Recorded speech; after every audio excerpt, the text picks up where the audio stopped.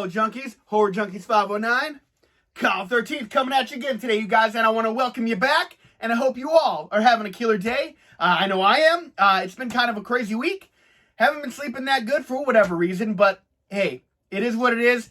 I'm ready for Friday. Let's just get there, and yeah. What am I doing today in this video, you guys? I'm going to go ahead and do a viewer request video. I mentioned that I had this item one time in one video, I believe, and someone said they wanted me to review that. And so here I am. I'm going to go ahead and do that. I do have a lot of other videos planned, but I'm also trying to do some extra filming for each one.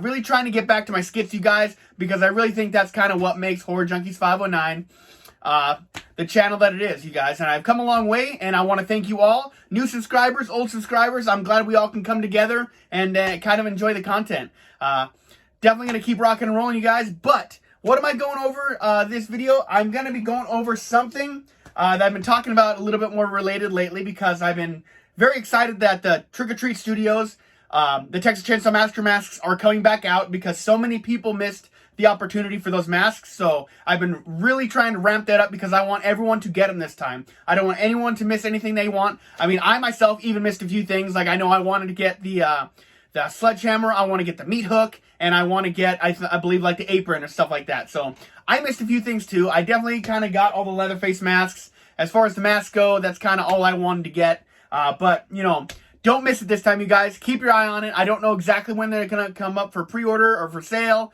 or whatever the deal's going to be. But don't miss out on it this time. The Texas Chainsaw Massacre Trick or Treat Studios masks. So this one, I didn't buy for it being a mask. I bought this for a Halloween decoration, and we'll go ahead and get right into it.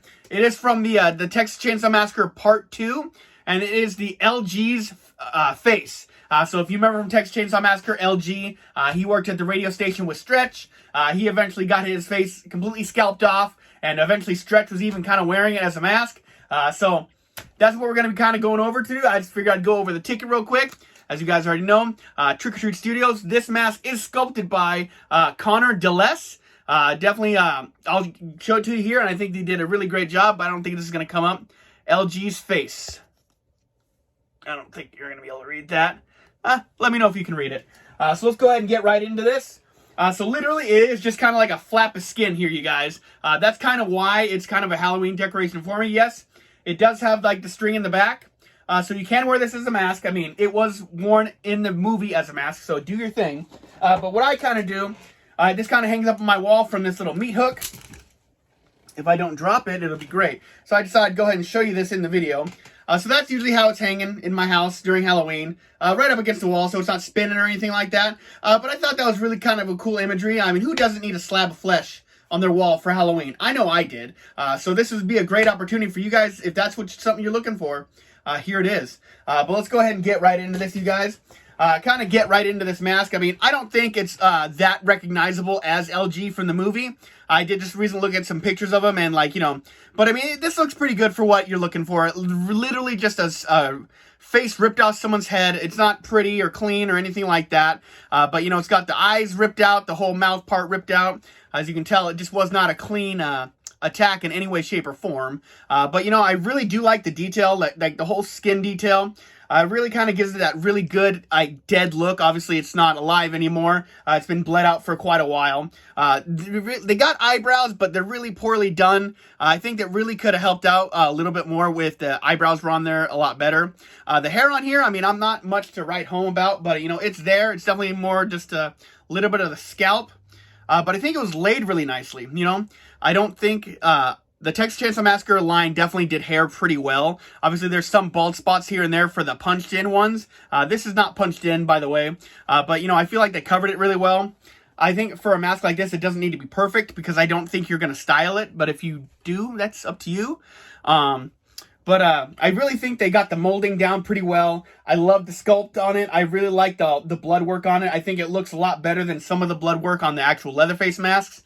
I got lucky. My Leatherface Part 3 mask, I was seeing a lot of videos and images of that mask where it was like really obviously like finger drags across the mask, but mine doesn't look like that. But thankfully this doesn't either. I feel like the blood on it looks actually pretty decent. I love this little hangy piece of skin here. Who knows what exactly it's from or if it's even supposed to be there, but I enjoy it. heck, why don't I go ahead and try this on for you? I mean, it's not much of a really mask to review, but I think it's kind of cool for you guys to check out if you want to, if this is something you might be interested in. This is something that is coming back, so if that's something you want to check out, or this is something you want in your house, I think it's definitely worth taking a look at. So that's definitely what you're looking at. Like, I can't really enact anything because he's just kind of dead here. So you do see LG crawling around a little bit at the end without his face for a little while. He sees Stretch and stuff like that, but, you know, I don't think I'm going to do any of that.